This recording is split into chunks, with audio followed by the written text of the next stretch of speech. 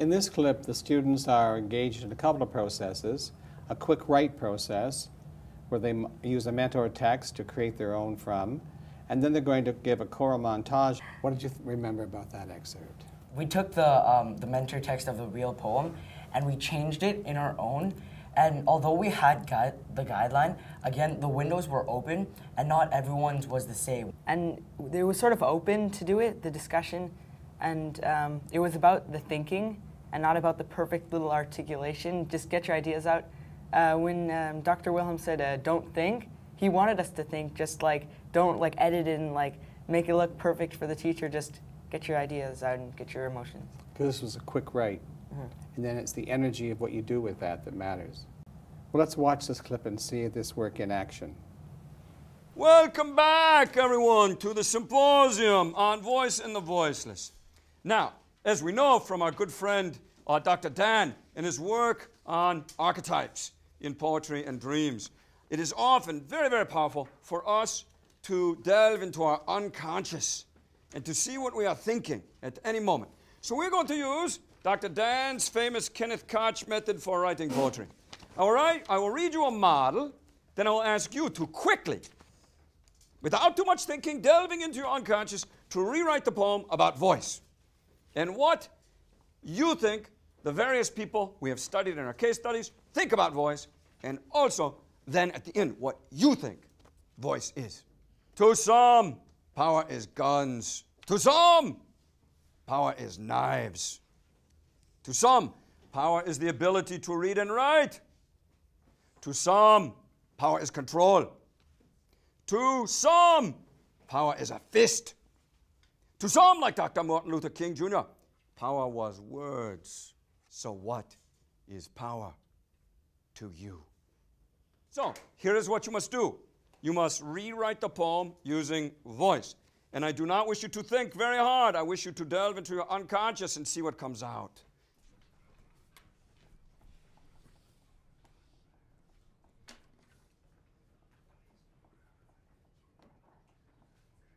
Remember, at the end, you must conclude, to me. But you must have several ideas from other people.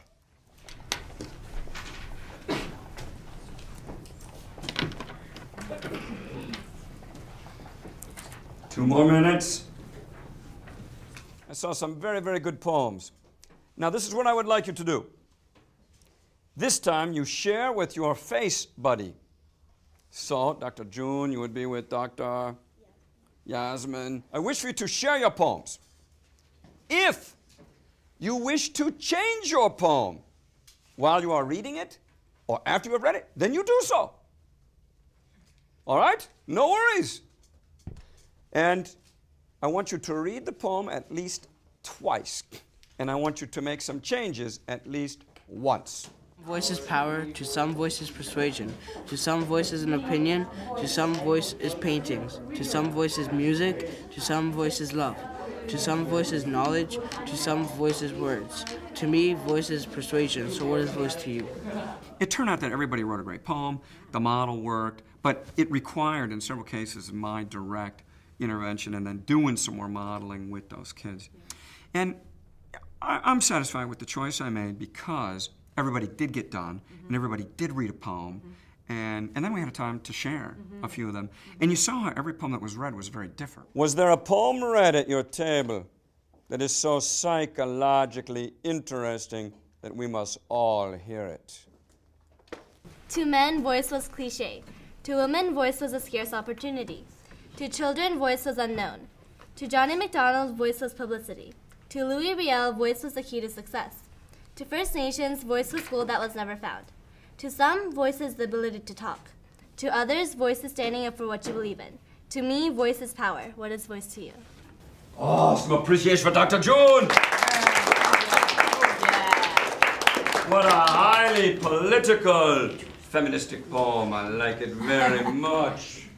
To some, voice is love. To some, voice is hate. To some, voice is power. To some, voice is weak. To some, voice is knowledge. To some, voice is opinion. To some, voice is a song.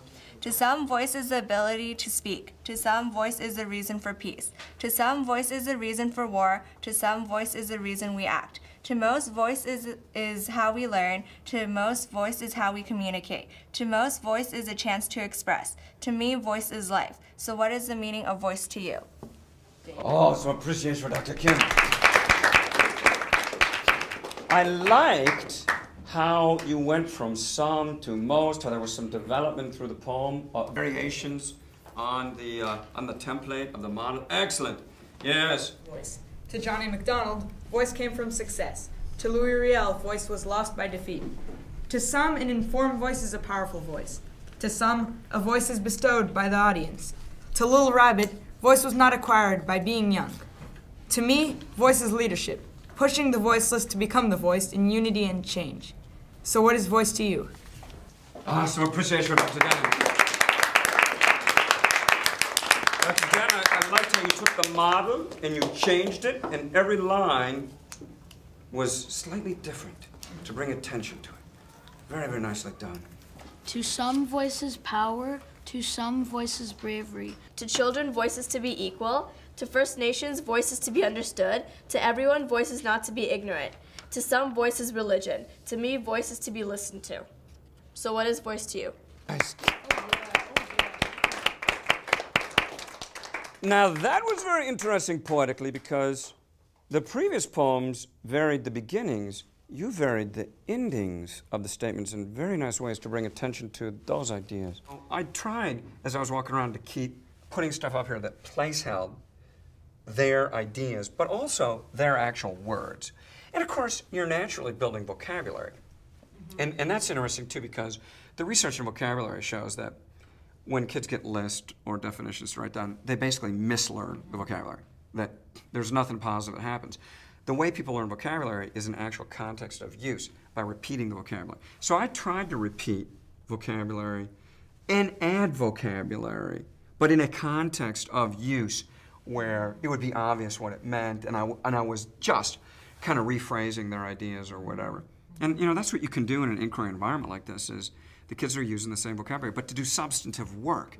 And nobody would have said, oh, we had a vocabulary lesson. But in fact, vocabulary was embedded in the lesson. I wanted the kids doing most of the talking. I do technique where everybody's got a card, and when they speak, they got to put it in the middle of the table. And so you can't speak again until the rest of your table is spoken. We're going to do now a choral montage about what we learned today about voice.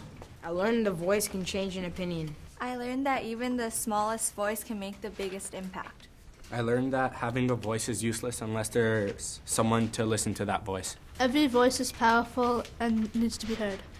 I learned that one voice can change the outcome of a million. I learned that there are answers to missing voices. I learned that voice is useless without an audience. I learned that there are many things that make a person's voice be heard. I learned that people have a voice, but some people don't use it properly.